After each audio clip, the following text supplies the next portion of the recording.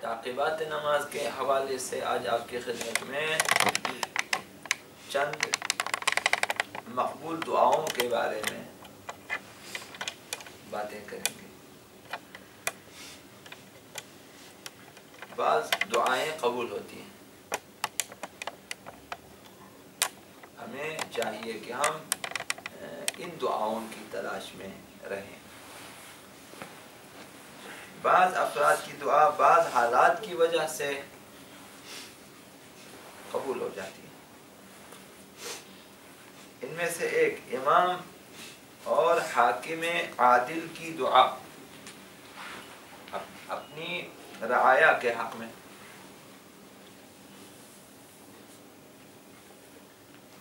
اگر امام معصوم اور حاکم عادل جو اسلامی معاشرے کا حاکم ہو، عادل ہو، امام ہو، وہ اپنی رعیت کے بارے میں دعا کریں، خداوند اس دعا کو قبول فرماتا ہے۔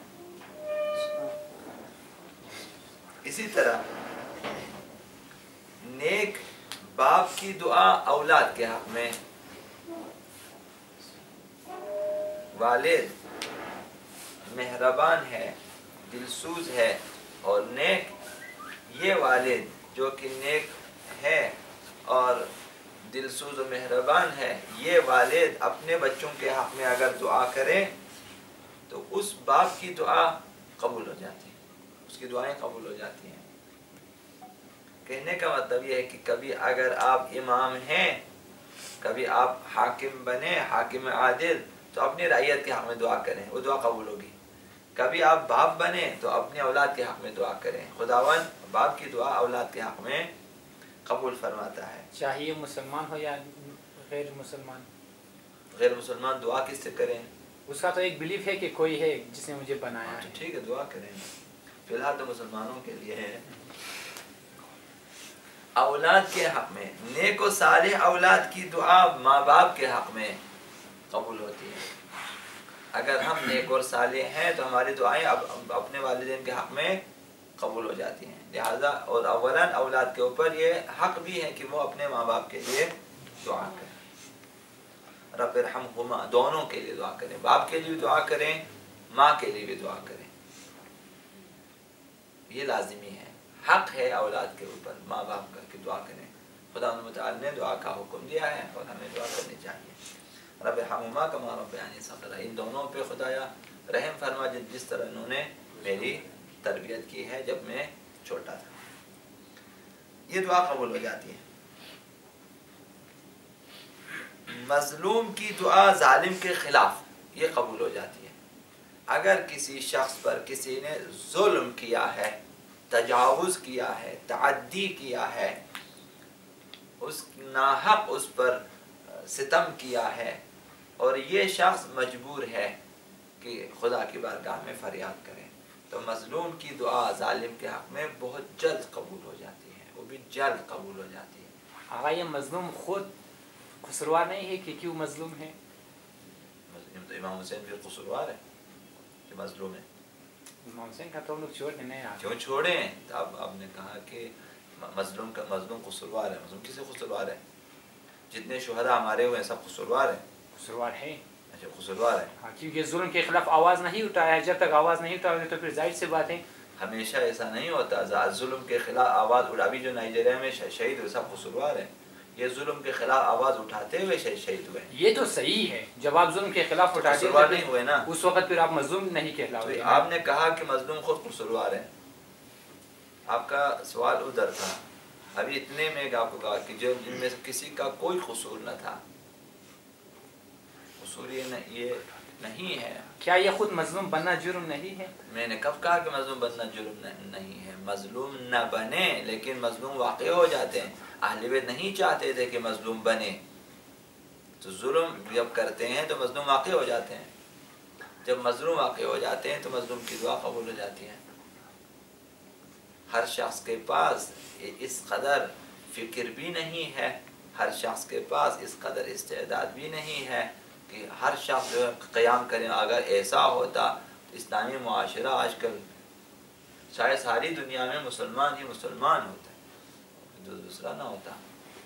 یہ الگ ہے استثنائی مواقع میں کہ انسان کو جو ہے مظلوم نہیں بننا چاہیے، جان بوجھ کے ظلم کو برداشت نہیں کرنا چاہیے۔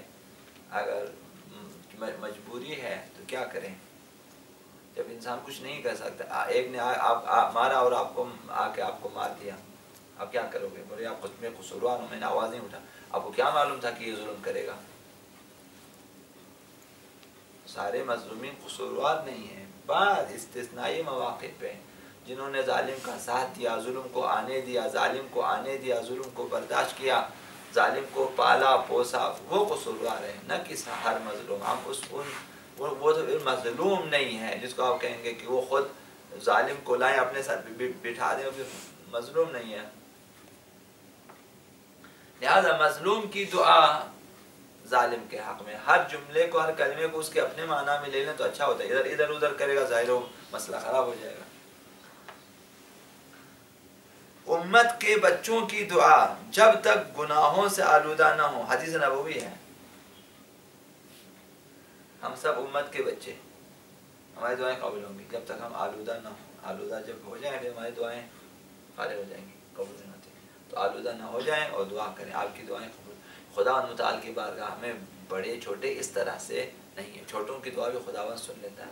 تو آپ لوگ چھوٹے ہیں، جمع ہو جائیں، دعا کریں، بچوں کی دعا قبول ہو جاتی ہے۔ بچے اپنے والدین کے حق میں دعا کریں، قبول ہو جاتی ہے۔ بچے فراموش نہ کریں، بچے حتماً اپنے دوستوں کے بارے میں دعا کریں، دعائیں قبول ہوتی ہیں۔ خداوند مہربان ہے۔ خداوند رونے والے بچوں کی وجہ سے، دودھ پینے والے بچوں کی وجہ سے امت پہ، معاشرے پہ عذاب نازل نہیں کرتا۔ حتیٰ خداوند چرنے والے جانوروں کی وجہ سے عذاب کو اٹھا لیتا ہے کہ یہاں اتنے سارے چرنے والے جانور ہیں، ان کی خاطر ان کو چھوڑ دیں، یہ گناہ گاروں کو مہلت مل جاتی ہے۔ خداوند مہربان ہے، تو ان کی دعائیں قبول ہو جاتی ہیں۔ 6، تلاوت قرآن کرنے والے کی دعا قبول ہے، قاری کی دعا قبول ہو جاتی ہے اگر وہ قرآن کی تلاوت کرے۔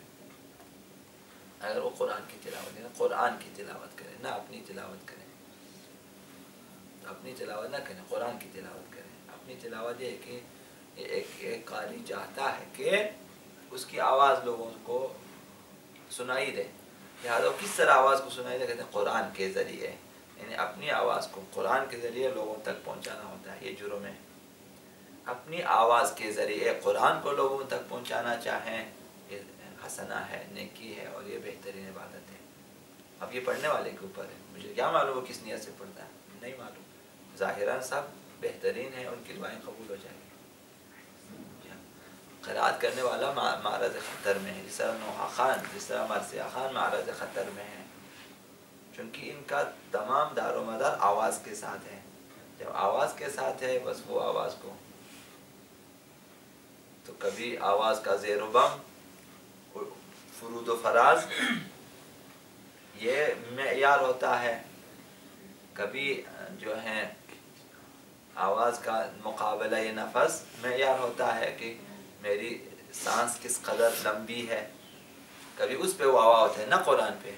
اور سننے والے بھی آواز کو سن رہا ہوتا ہے، نہ قرآن کو، لہٰذا لمبا پڑھا کہتے واہ واہ واہ، سبحان اللہ سبحان اللہ ماشاء اللہ۔ اگر اس نے مختصر وقف کیا، کچھ بھی نہیں، خاموش، یعنی کہ قرآن وہی ہے۔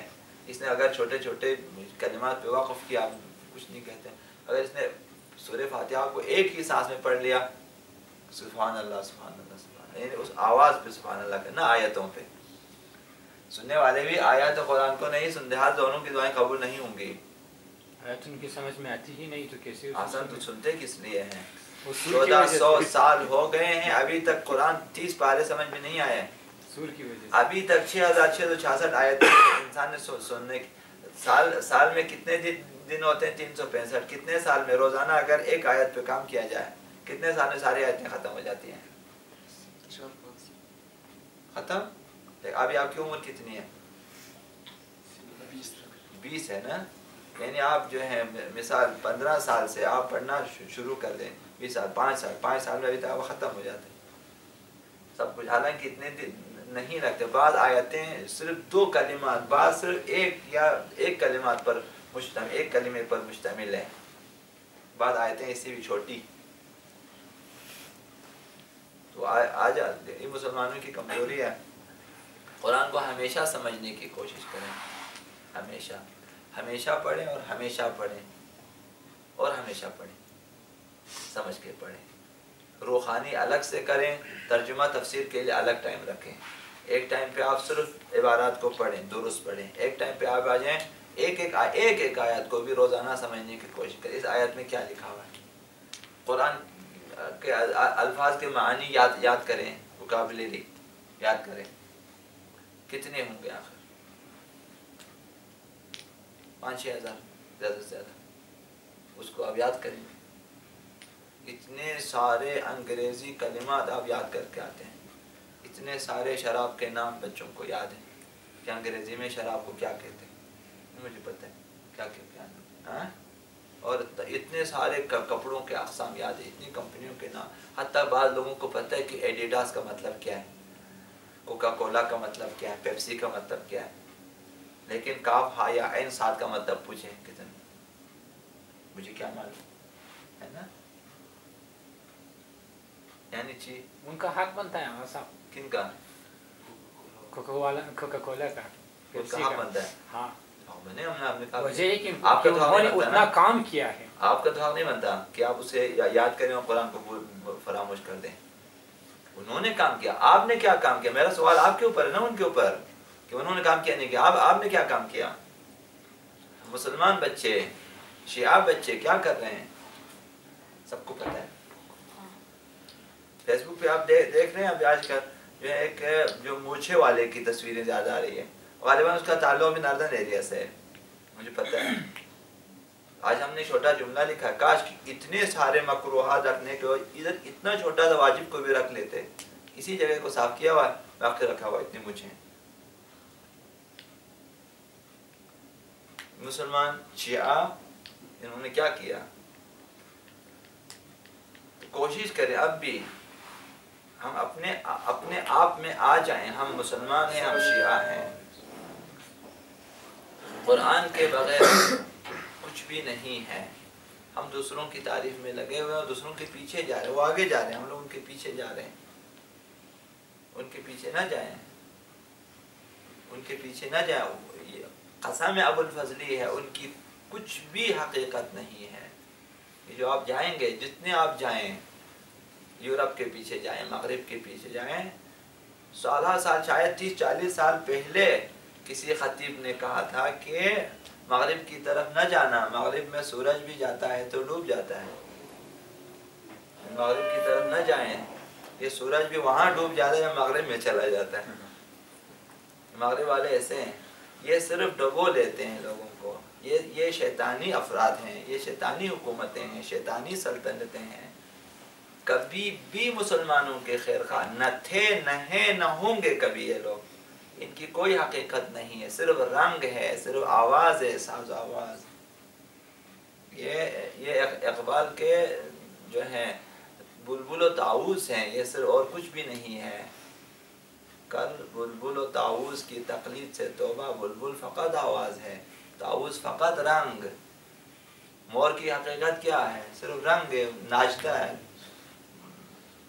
قدر ہے, صرف انسان کو تھوڑی دیر کے تفریح ہے. مغرب اس طرح سے, بلبل صرف چاہے آپ کی آواز تھوڑی سی اچھی چیزیں لگتی ہیں, اگرچہ ہم اس کو اس کی تشبیہ نہ دیں, لیکن اسی طرح سے.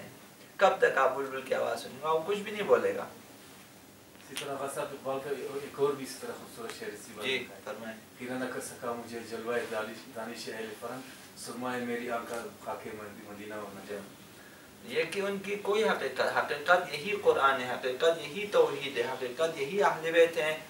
یہ ہمیں اپنی دنیا آپ پیدا کر, اگر زندوں میں ہے اپنی دنیا, آپ شیعہ دنیا پیدا کر, اسلامی دنیا پیدا کریں, اپنی دنیا پیدا کریں. حضرت اقبال کا رونا یہ ہے, اپنی دنیا آپ پیدا کر اگر زندوں میں ہے. خدائے زندہ زندوں کا خدا ہے. اب ہم اگر زندہ ہیں, خدا ہمارے ہیں. جو زندہ ہے وہ حرکت کرتا ہے, کام کرتا ہے, کوشش کرتا ہے. جو مردہ ہے وہ حرکت نہیں, سستی کرتا ہے. خدائے زندہ زندوں کا خدا ہے. چاہے جو بھی حرکت کرے, خدا ان کے ساتھ ہے.